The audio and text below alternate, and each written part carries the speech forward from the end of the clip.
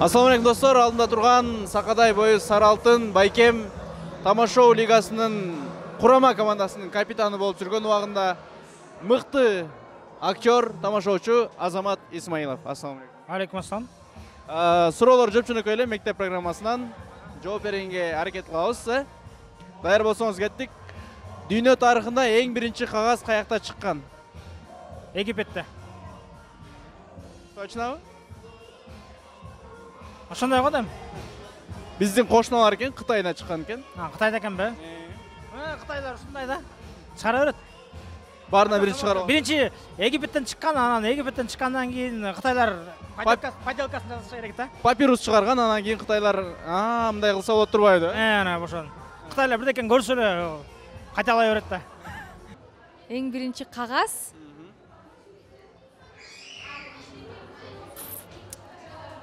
Биздин кошуналар. Эмеспи?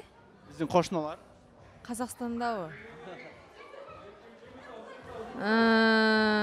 Аябай иштери маған калып келет алар. Өзбекстан. Китай. Китайдан экен. Египет. Кытайда пайда болгон. Мейли. Кагаз негизи бактан жаралат экенин билебиз, бирок менин оюмча Европа мамлекеттеринде чыкса керек, же болбосо Египетте чыгышы мүмкүн. Биздин кошуна өлкө экен, подсказка. Өлкөбү? Азыркы учурда чыккан кагаздарбы же мурда эң Жок, эң биринчи ойлоп тапкан ушу жасап чыккан. Биздин коңшу өлкө болсо ким билет, балким кол өнөрчүлүккө жакын Өзбекстан болушу мүмкүн, же Казакстан болушу мүмкүн. Ошондой эле Тажикстан менен да чектешебиз, бирок Кытай болуп калышы да мүмкүн. Кытай го дейм. Бүт туура эместерди айтып келип, эң аягында туура жооп айтты. Кытай. Кытай, азаматсыз. Дүйнө тарыхында эң биринчи кагаз Кытайдан эле чыккан болуш керек, Кытайдан эле. Туура таптыңыз, Кытайдан чыккан. Эң биринчи кагаз Египетте чыккан. Дагы ойлонуп көрөбүз, Египет эмес экен, Египет эмес, биздин кошуна мамлекет. Биздин кошуна мамлекет Кытайда чыккан. Азаматсың Кытайда чыккан. Кыргыз Республикасынын желегинде канча шоула бар? 40. Шоуа 40. Азаматсың туура. 40. 40 шоулу бар. Мектепте санаганбыз да шоуланы. Санаганбыз, анын үстүнө анын өзүнүн дагы түшүндүрмөлөрү бар. Бул 40 шоула негизи кыргыздарда 40 деген сөз көп кездешет. Манастын 40 чороосу, же болбосо кыздын 40 чачылуу деген сыяктуу. Ошо менен эле ассоциация болуп, 40 чороо, 40 чач деген менен ассоциация болуп, 40 нур дагы пайда болуп калса керек деп ойлойм. Азаматсыз эң туура түшүндүрмө бердиңиз. Кыргыз Республикасынын желегинде 40 шоулу бар. Азаматсыз туура. 40 шоулу бар, азаматсың. Антоним деген эмне? Антоним деген мындай карама каршы. Же синоним. Карама каршы сөздөр, мисалы. Мисалы үчүн жакшы адам менен жаман адам. Карама каршы сөздөр. Мисал? Мисал үчүн жакшы жаман. Азаматсың. Синонимдин карама каршысы. Карама каршы сөздөр, Мисалы? Өйдө ылдый, ак кара. Антоним деген карама каршы дегенди билдирет. Жана ошондой эле синоним деген бар, ошо окшош дегенди билдирет. Ал эми антоним ошонун карама каршысы. Карама каршы сөздөр, мисал келтирип коюңуз. Мисалы үчүн кара болсо ак антоним болот да. Антоним деген Антонио Бандерас деп берсең. Антоним деген Антонио Бандерас, Сальма Хайек. Антонио Бандераска көп деле жакшы тааныбайм деп берсең. Эме антоним деген антоним, синоним деген сыяктуу эле ак, кара деген сыяктуу. Тагыраак айтканда карама каршы сөздөр. Карама каршы сөздөр. Карама каршы сөздөрдү антоним, анын синоними ушундай да. Достор, сон жаңылык Москва шаарында мекендештерибиз сонун лотерея ойноп жаткан экен. Толтура ар кандай белектер 3 автоунаа, тагыраак айтканда Nissan Primera, Ford Focus, Infiniti FX 35, 10 смартфон, 5000 сомдук конверттен 10, 3000 сомдук конверттен 15 жана 1000 сомдук конверттен 50. Жана ошондой эле ага кошумча 2 этна жер төшөк. Толук маалымат лотерея жөнүндө ылдыйкы номерлерде. Барыңыздарга ийгилик, чамдаңыздар. Күн системасындагы эң чоң планета? Күн. Күн өзүн эсептебегендеби? Так, күн системасындагы эң чоң планета кайсы эле? Юпитер беле? Туура, Юпитер.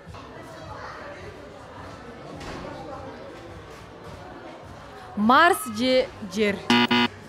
Марс аябай эле кичинекей планета, чоң планета. Эң кичинекей окшойт, Эң чоң.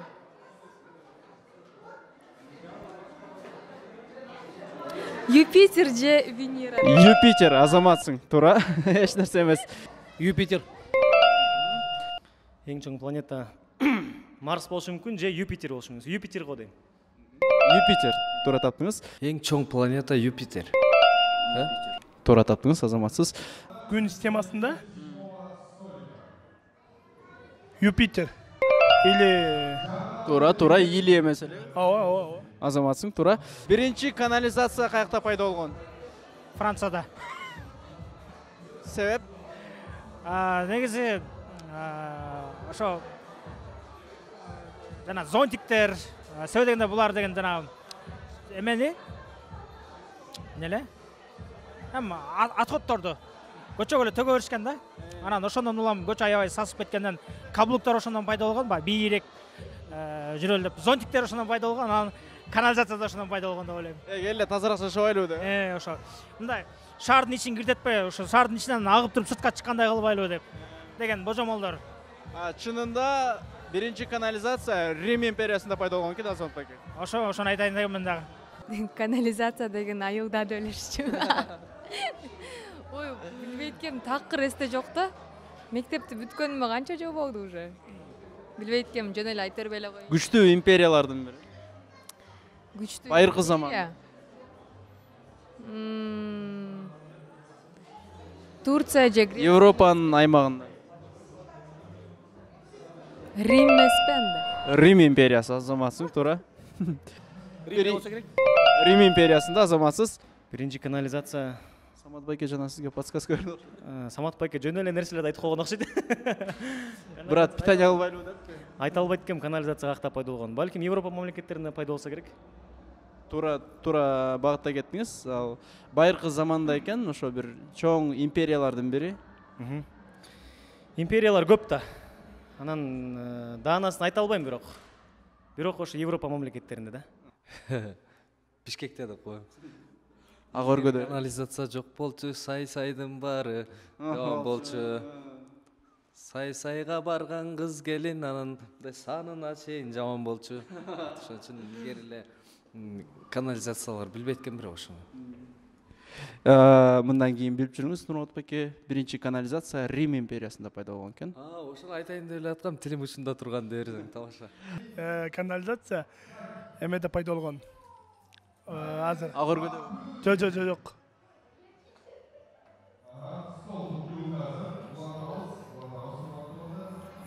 Ошо пайда болуптур да. Азаматсың. Рим империясында пайда болгон экен. Рим. Америка Кошмо Штаттарынын кайсы президенти актер болгон? Актербу? Дональд Трамп. Дональд Трамп. Именно кино актербу же негизи. Кино актер. Кеннеди. Актер? Трамп эмес? 20-жылында. Трамп. Дональд Трамп кыска бир эпизодко тартылган, толук кандуу көп кинолорго тартылган. Да? Билбейт экенмин, Обама. Рональд Рейган. Билбейм, мен Бенджамин Франклинди илеп алдым, $100 байкен депчи. $100 көп көтөрөсүң. Жок, ошол кагаз жагат просто деп элечи. Американ президентинин эсимде бар болчу, атын унутуп койдум бирок. 20-жылында. Билбейм. Рональд Рейган. Так, актер. Америка Кошмо Штатынын бүгүнкү күндө канчанчы Барак Обама, андан кийин Трамп болду, ага чейин Джордж Буш болчу, Билл Клинтон болчу, бирок алардын кимиси актер болуп экен тилекке каршы билбейм, балким Трамп болушу мүмкүн.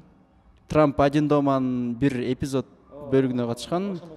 Бирок чоң көп кинолорго тартылган актер бул Калифорния штатынын губернатору Арнольд Шварценеггер экенин билебиз, бирок ал тилекке каршы президент болгон эмес, ошондуктан туура жоопту билбейт экенм. Аны билбейт экенмин, эми Трамп байге барго. Ошону эле билесиз. Актер го өзү. Дональд. Трамп экөөбүз один домада бир эпизоддо тартылган. Бирок профессионалдуу актер эмес. Божомолдоп көрүңүз. Божомолдогондо билбейм. Негизи Американын көп эле кинолорун көрөбүз баарыбыз.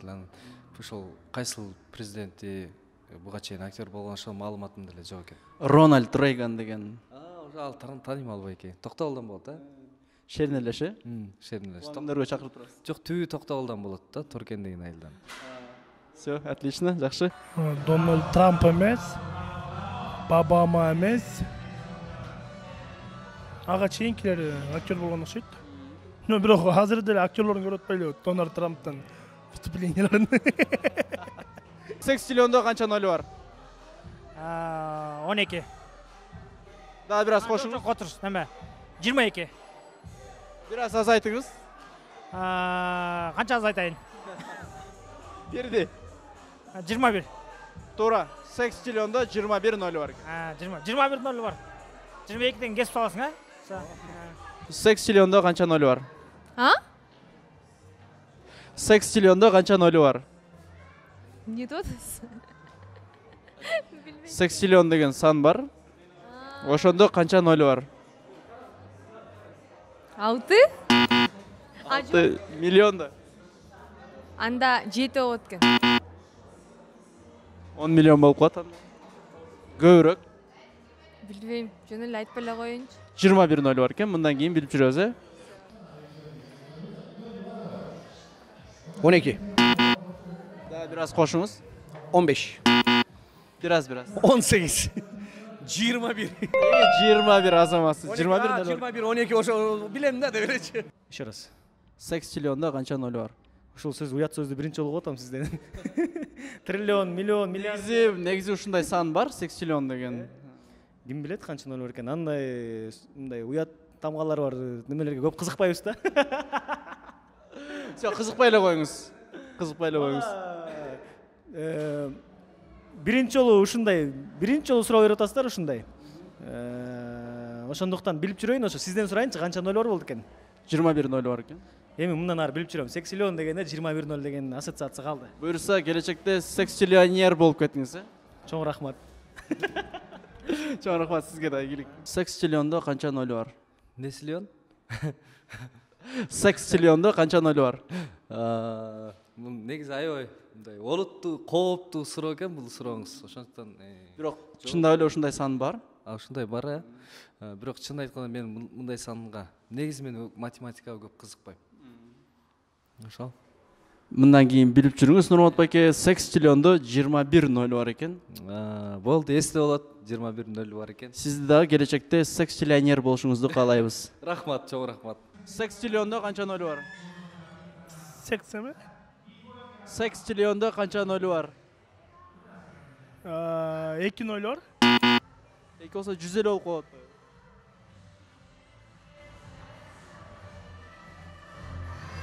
Daha bir yol sorun aytsa.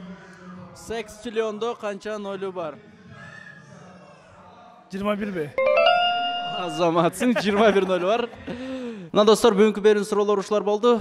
Сиздерге кайсыл жылдыздын жооп бергени жаккан болсо же кайсы суроо жаккан болсо ылдыйга комментарийге жазыңыздар, лайк басыңыздар, каналга катталганды унутпаңыздар. Жана экинчи чыгарылышты качан чыгат десеңиздер, ага сөзсүз сиздердин жардамыңыздар керек. Эгер ушул видео 3000 лайк алса, биз сөзсүз артынан эле кайра чыгарабыз. Барыңыздарга терең ыраазычылык билдиребиз. Сиздер менен билип койдол болду. Жана менин алып баруучусу Айбек Бектемиров. Көрүшкөнчө саламат болуңуздар.